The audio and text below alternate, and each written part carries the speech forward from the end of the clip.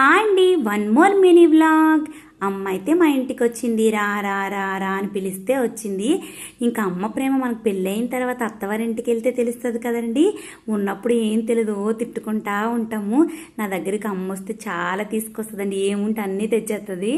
ఇంక ఇవైతే స్వీట్స్, మా సాలూరులో ఇవి ఫేమస్. జిల్లిడికాయలు, కజ్జికాయలు అయితే అని అంటాం. ఇంకా చేగొడియాలు, పకోడీ కూడా తెచ్చేసింది. జంతికలు, తలకు పెట్టుకోవటానికి మందారాకు, ఇంకా బలంగా ఉండడానికి మల్టీగ్రెయిన్ పిండి, రాగులు, సజ్జలు, జొన్నలు వీటన్నిటితో తయారు చేసింది.